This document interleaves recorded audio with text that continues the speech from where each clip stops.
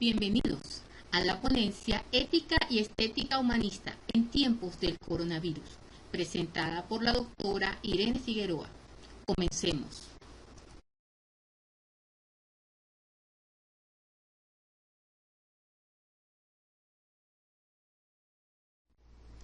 La inspiración para esta ponencia vino por dos vías. La primera, un video en YouTube de Irene Sendino, quien dice: en un abrir y cerrar de ojos todo puede cambiar. El cambio lo impuso el coronavirus. En segundo lugar, el filósofo francés Jean-Paul Sartre afirma: el mundo podría existir sin literatura, incluso mejor sin el hombre. Estas contundentes afirmaciones, muy apropiadas en estos tiempos, donde el COVID-19 nos ha obligado a parar de verdad, a detenernos, a desaparecer de la tierra, a refugiarnos. ¿Para qué?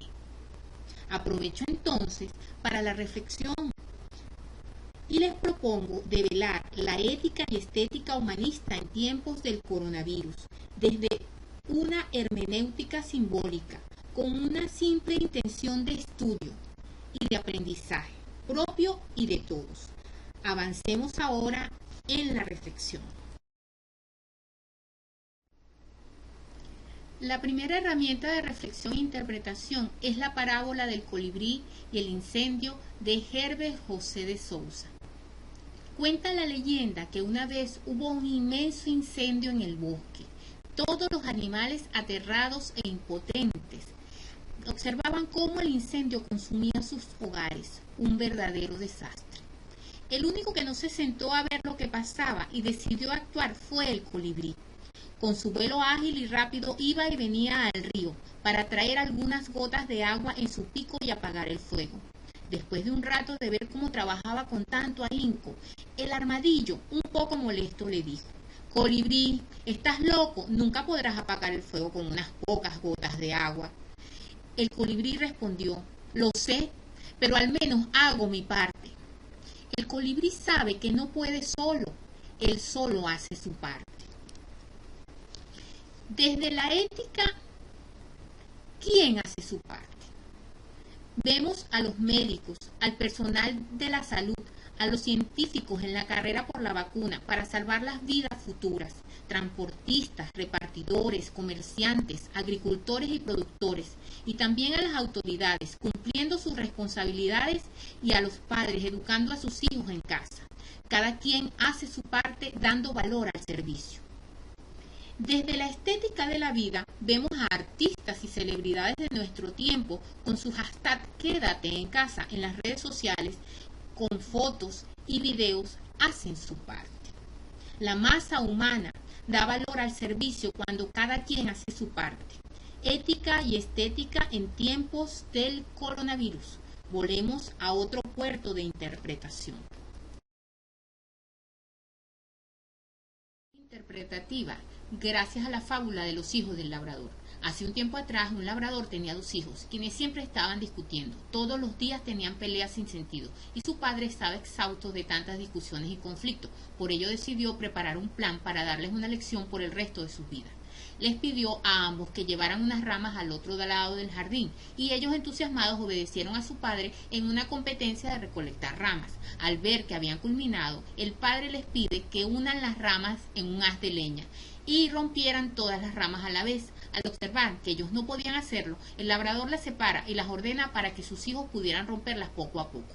Así se les hizo más fácil destrozarlas. Al ver que alcanzaron a cumplir la orden, su padre, muy ansioso, les dice: mis hijos, así les pasará si ustedes permanecen unidos como hermanos que son, sin peleas, serán invencibles.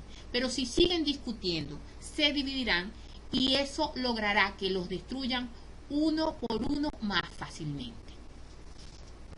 Desde la estética se señala el valor de la unión en estos tiempos de globalización, que comunica a las familias en la distancia para prevenir el COVID-19.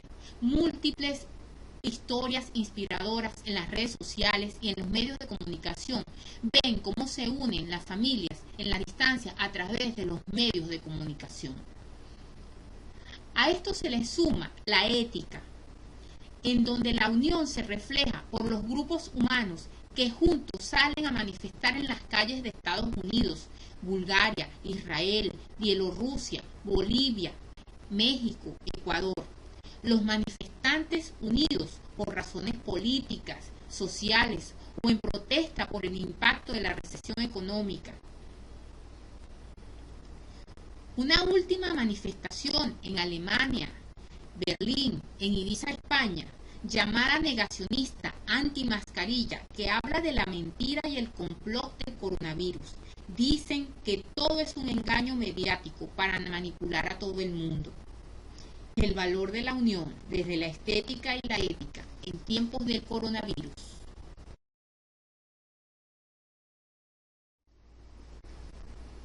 Para resumir el valor del servicio del colibrí y el valor de la unión de los hermanos, desembocamos en la paradoja de la Torre de Babel, donde el Dios de Noé, luego del diluvio universal, observa a los hombres construir una torre para llegar al cielo. Dios decide separarlos, haciendo que hablen diferentes lenguas, para que no se entiendan, y así, al separarse, poblen toda la tierra. Pero esta separación nos tiene separados aún en nuestro tiempo, separados por el lenguaje y por los pensamientos. Concluyo que el concepto más humano de los tiempos del coronavirus es el conflicto. Tristemente, la mayor característica del ser humano de estos tiempos es el conflicto. La paradoja de la reflexión en esta crisis revela la desesperanza descrita por Erich Fromm. Terminamos entonces en conflicto y desesperanza. Para despedirme, un poema de Nietzsche que me brindó una esperanza inesperada. El mundo es profundo y pensado aún más profundo que el día. Profundo es su dolor, el gozo más profundo aún que el sufrimiento. Dice el dolor, pasa, mas todo gozo quiere eternidad, profunda, profunda eternidad. Confío en despedir pronto el dolor y recibir el gozo, mirando a la eternidad. Muchas gracias por su atención. Para mayor información sobre esta ponencia, comuníquese al correo epogecoetáneo@gmail.com. Muchas gracias.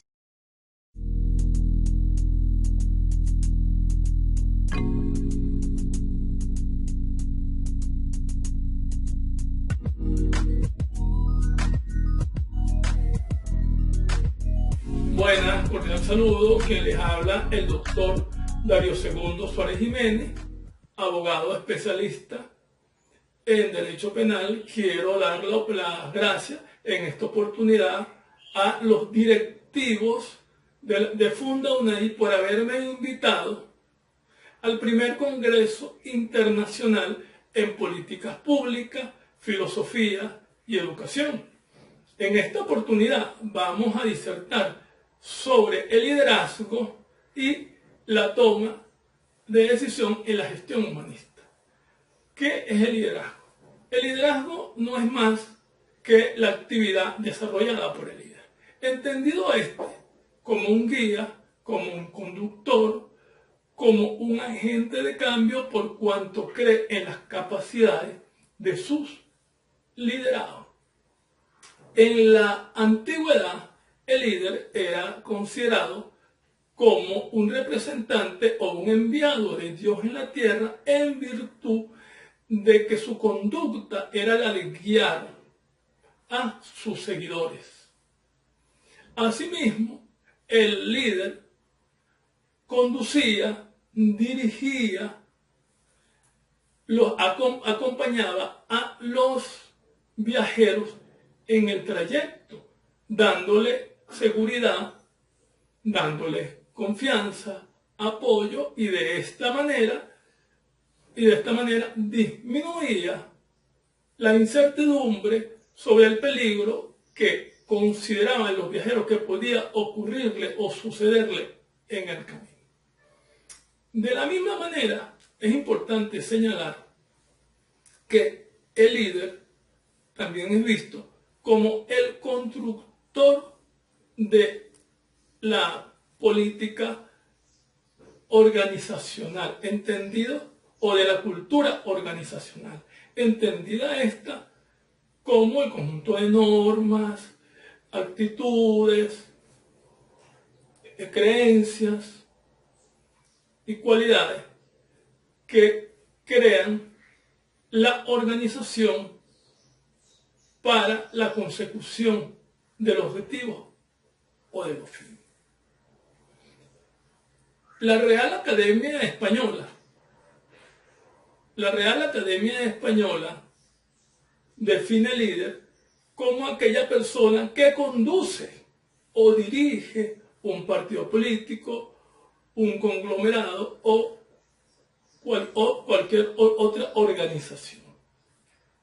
Maxwell define al líder como aquel que influye y lo divide en dos: el líder con limitaciones y el líder sin limitaciones.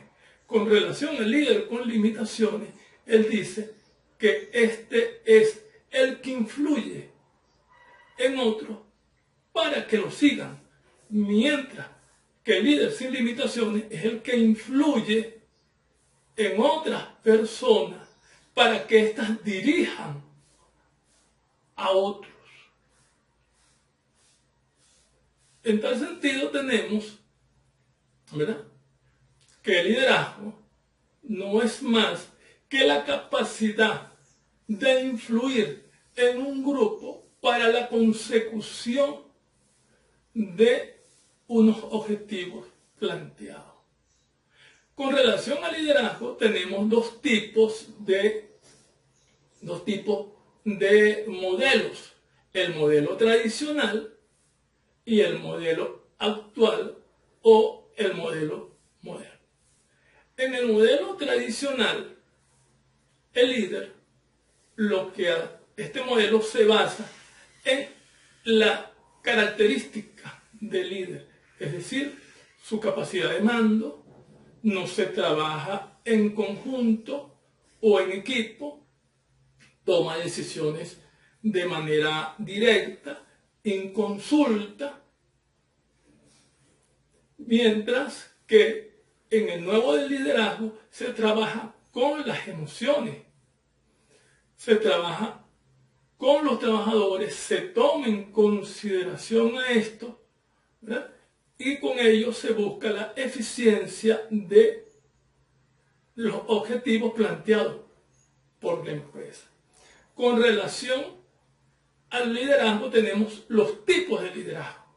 Y entre los tipos de liderazgo, Goleman 2008 señala que estos tipos de liderazgo son seis.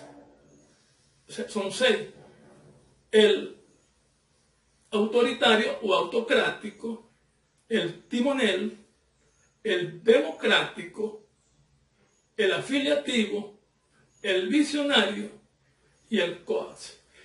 Estos cuatro tipos de liderazgo los maneja el líder resonante, que es aquel que maneja las emociones de los trabajadores, y con ello se busca mayor eficacia y eficiencia en cuanto a los objetivos de la empresa o de la organización.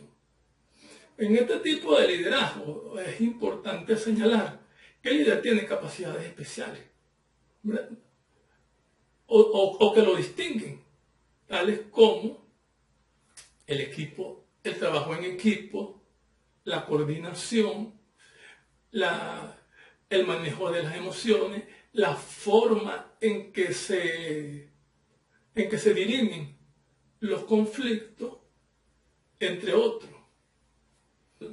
Es importante señalar que este tipo de liderazgo es un liderazgo transformacional, ya que con el manejo de las emociones se consiguen que los trabajadores cambien su forma, su manera de pensar, hay una interrelación o un compromiso entre los trabajadores y la empresa, se crea un excelente ambiente para la consecución de los fines,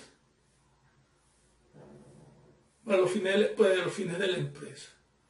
Ahora, en cuanto a la toma de decisión,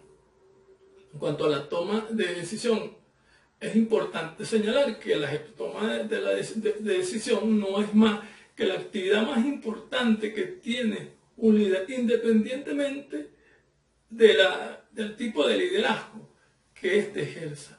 Al respecto, es importante señalar que lo fundamental para el líder es que la decisión que se tome tiene que ser acertada, tiene que ser estudiada, analizada, pensada, no emotiva ni intuitiva.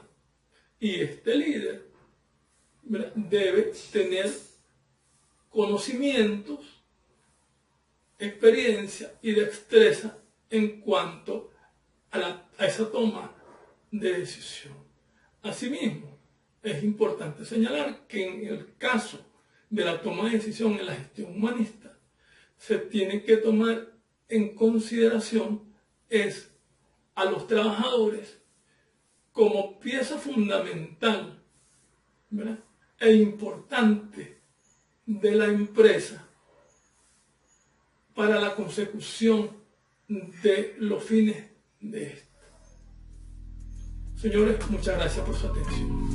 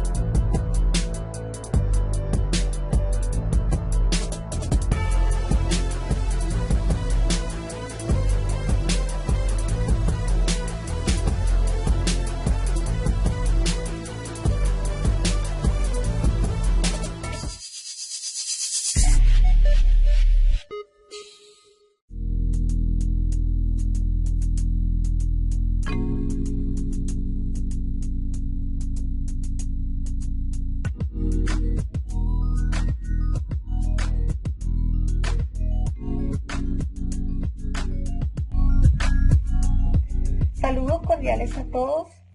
Quien les habla desde Venezuela, soy Mercedes Torres, estudiante postdoctoral de la Universidad Nacional Experimental de Yaracuy. Bienvenidos a este primer Congreso Internacional de Filosofía, Gestión Pública y Educación, una alternativa transcompleja hacia un nuevo orden global.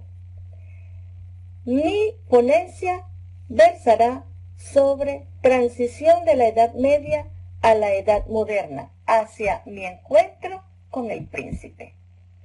Para abordar el pensamiento teológico escolástico, señaló a Platón, quien vivió antes de Cristo.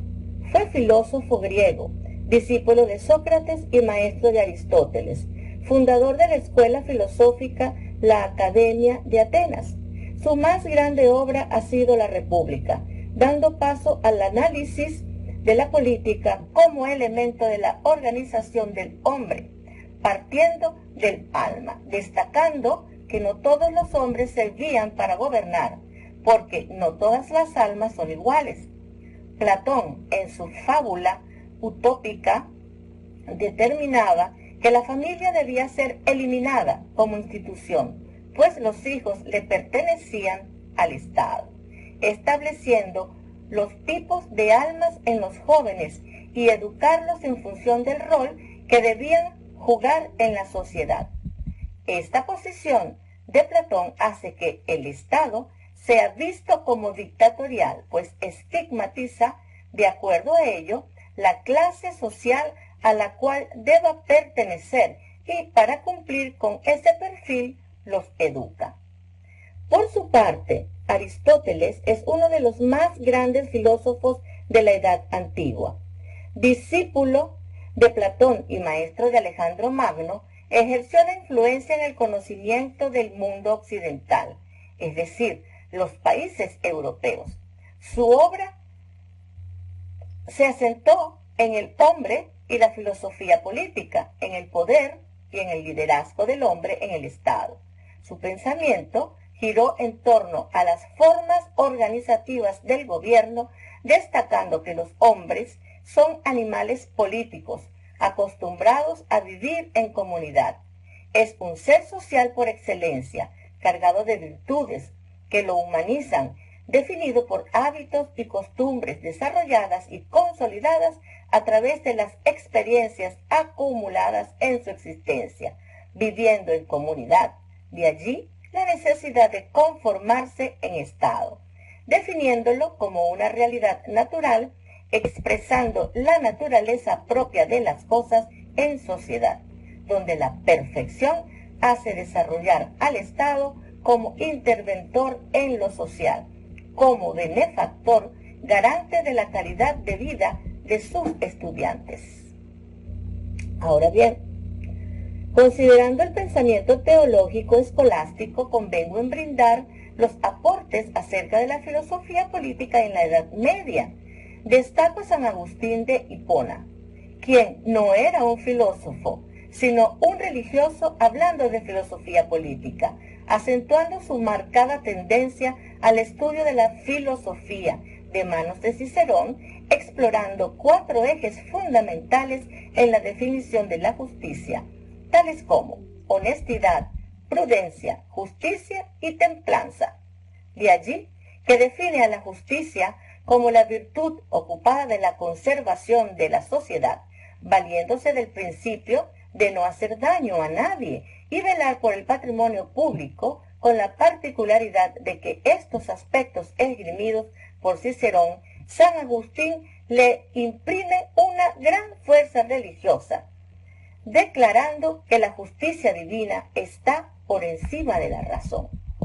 En lo que respecta a la definición de ciudad, San Agustín hace una conexión entre justicia, derecho, comunidad de hombres, justicia y pueblo.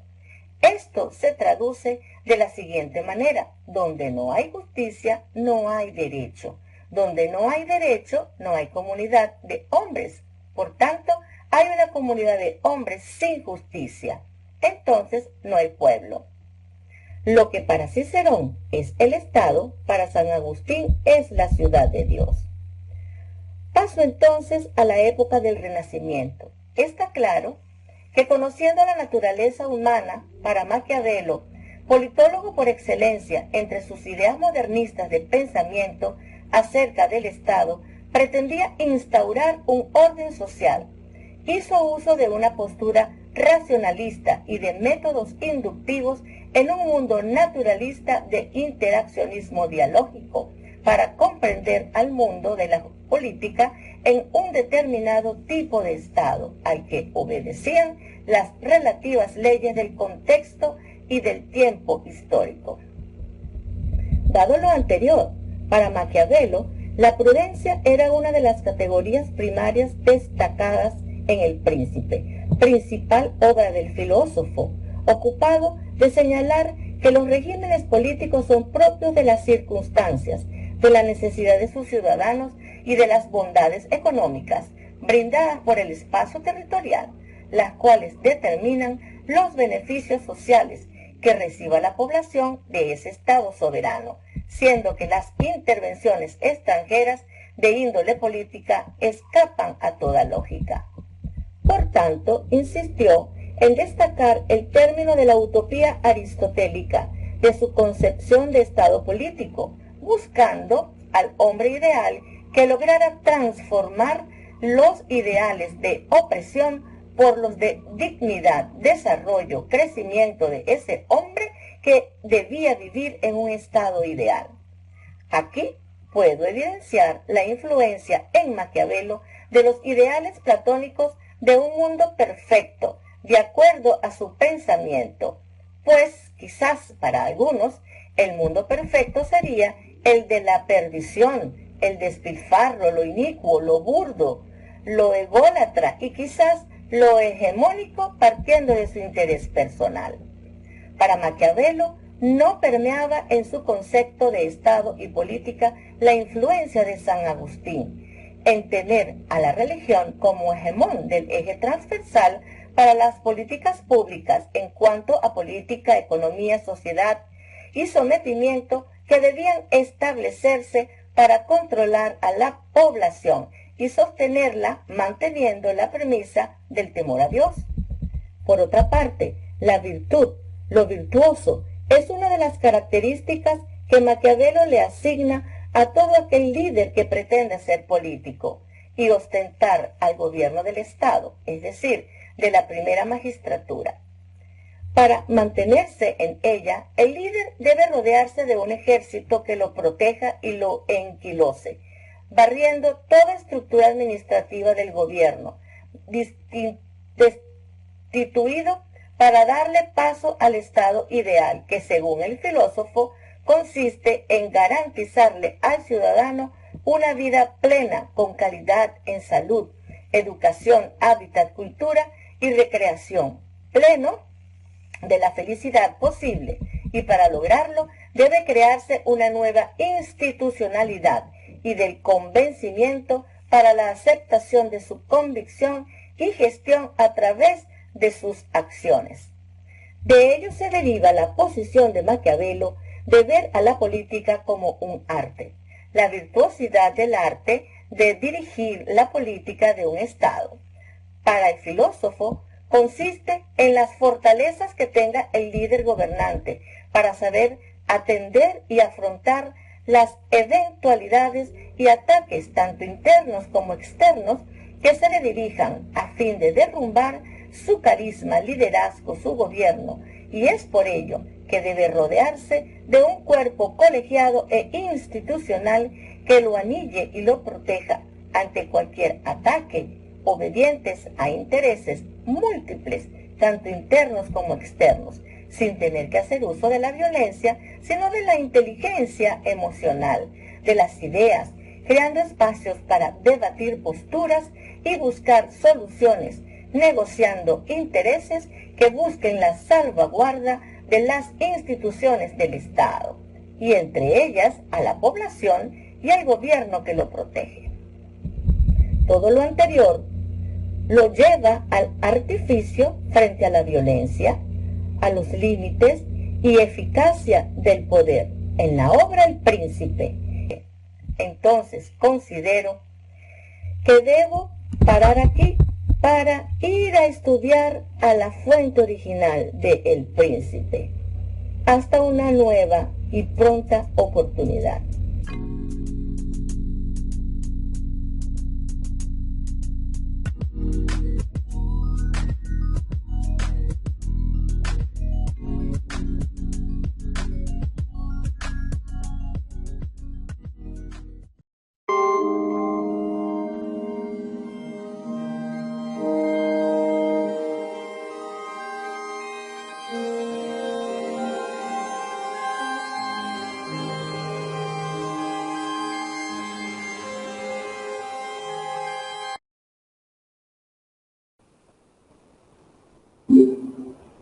Saludos cordiales, estimadas autoridades de la Universidad Nacional Experimental del Yaracuy y muy especialmente a los organizadores del primer Congreso Internacional de Filosofía, Gestión Pública y Educación. Mi nombre es Juan Carlos Araques, trabajé algunos años en la Universidad Pedagógica Experimental Libertador y actualmente me encuentro desempeñando funciones docentes en la Universidad Técnica de Cotopaxi, en Ecuador, para ser más específico. Voy a presentar para ustedes un trabajo en el que he venido, digamos, haciendo algunas investigaciones, algunas indagaciones desde hace unos años. Específicamente está relacionado con el humor. Lo he titulado Pandemia, Ingenio y humor negro, dos caras de una misma realidad. Sin lugar a dudas, la pandemia ha dado distintas visiones y una de ellas es la visión desde el humor. Esto si lo pensamos desde América Latina es mucho más interesante porque, como se ha dicho desde hace muchos años, en América Latina parecerá haber una fuente inagotable de lo que es el humor. Y bueno, nada, pues hemos aprendido a reírnos en lugar de reflexionar. Eso es una característica fundamental de América Latina, ¿no? Como decía Jacques Lacan, visto que el sujeto, el individuo, cuando reflexiona, choca inevitablemente con un muro de paradoja y de allí pudieran venir eventualmente los cambios. Contrario a eso, en América Latina se ha mayoritariamente, digamos, no vamos a generalizar, digamos que una mayoría ha apostado más por el hecho de reírse, el hecho del disfrute, antes de pasar a un estadio o a un estado reflexivo.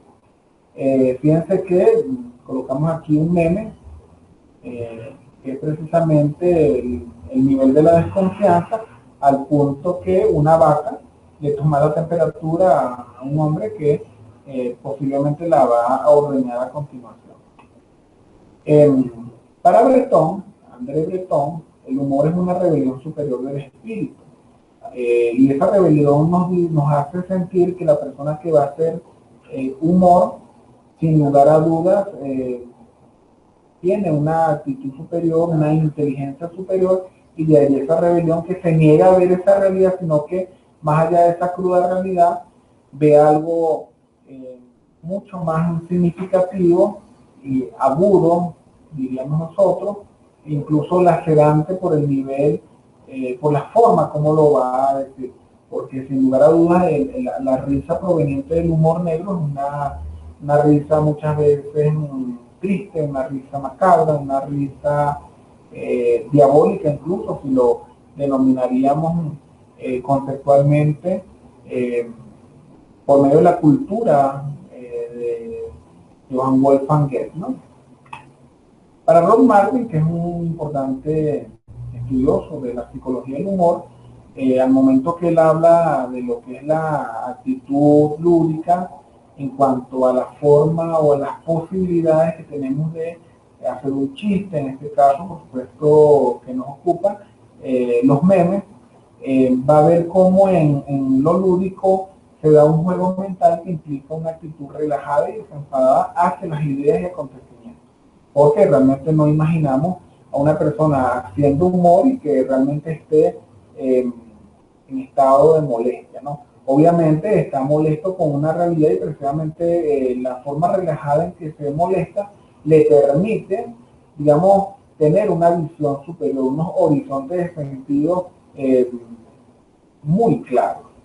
Este primer meme que vamos a analizar habla del Triángulo de las Bermudas. Como ustedes saben, pues, es un espacio geográfico que se encuentra entre las Bermudas, la Florida y Puerto Rico, ¿no? Históricamente, como ustedes lo saben, allí se han desaparecido pues embarcaciones, naves, y bueno, es un tema de cultura general que seguramente ustedes lo conocen.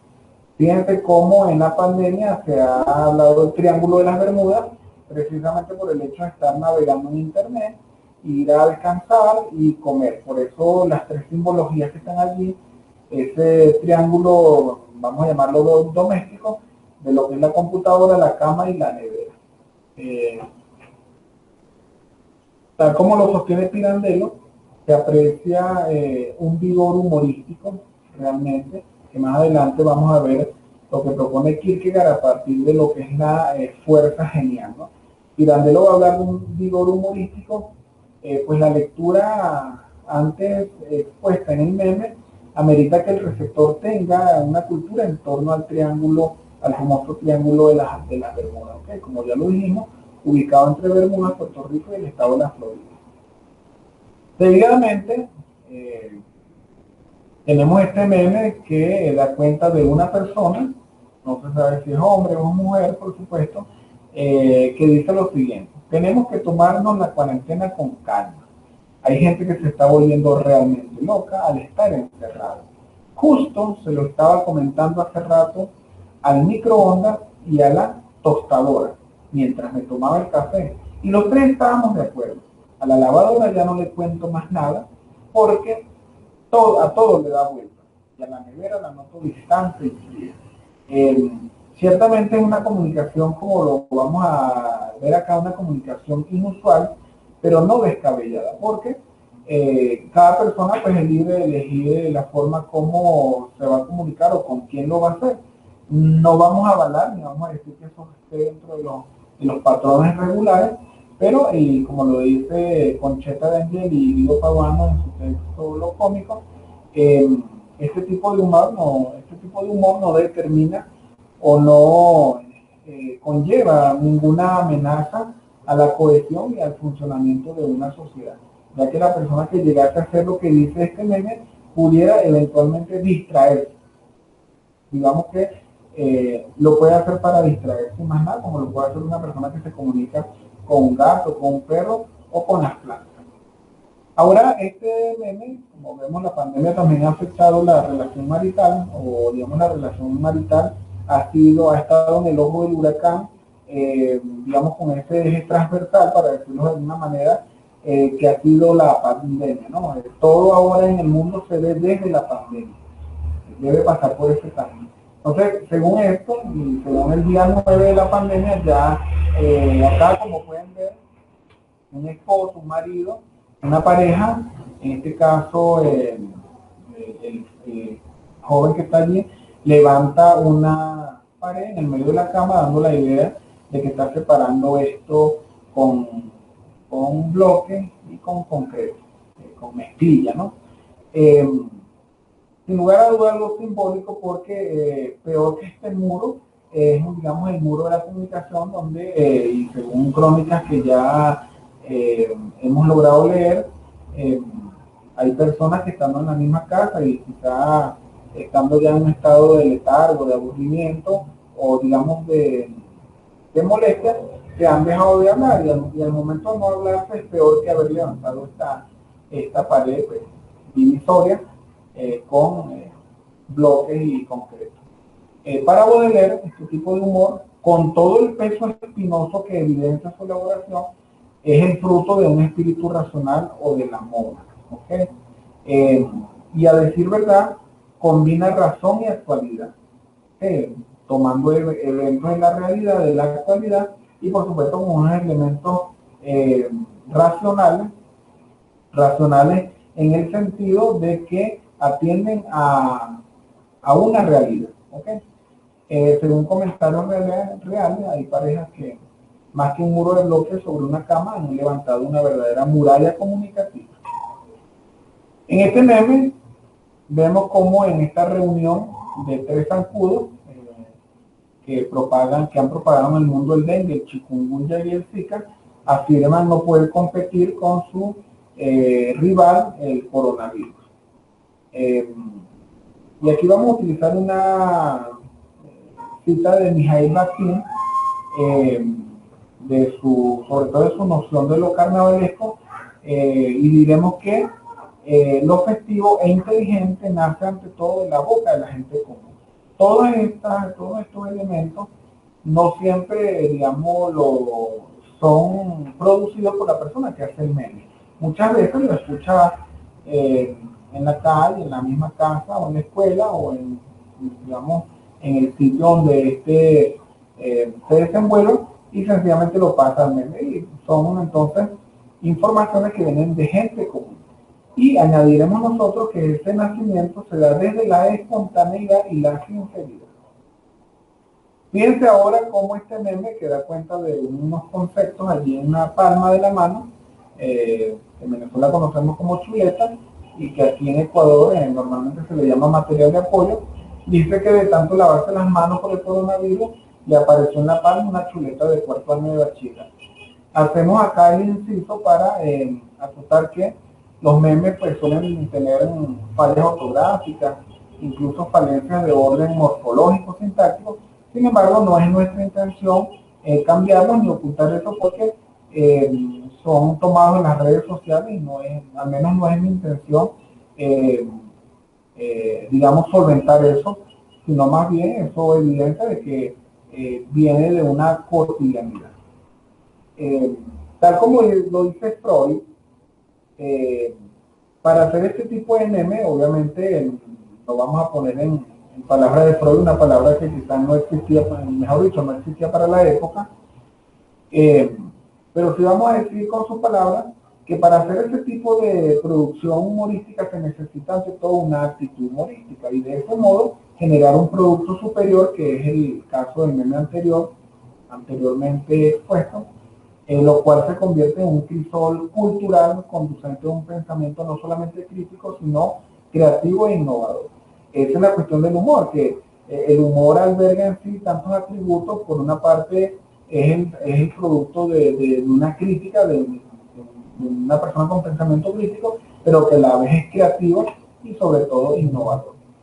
Finalizamos con este meme que dice que Tom Hanks sobrevivió 3 años en una isla, que es la película de Náufrago, vivió 1 año en un aeropuerto sin poder salir, que fue la película Terminal, le dio SIDA en Filadelfia, por supuesto allí muere en esta película, fue a la Segunda Guerra Mundial, en la película Salvando al Soldado Ryan, y sobrevivió al Apolo 13, que fue una nave espacial que tuvo serios inconvenientes para la Tierra.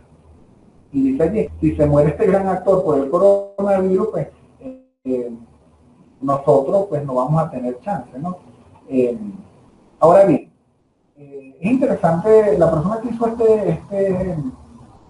este meme goza de una cultura muy amplia, ¿no? En cuanto a la cultura cinematográfica, y como dice Kierkegaard, para hacer ese tipo de textos, de productos, se van a necesitar una fuerza genial. Con lo cual, para desarrollar una actitud amplia y sensible, esa es la cuestión, que las personas que hacen este tipo o que producen este tipo de humor tienen mucha sensibilidad. Muy bien, estimadas autoridades, agradecido por este espacio. Para mí ha sido de mucho significado participar en este evento, y por eso pues infinitamente agradecido por la oportunidad.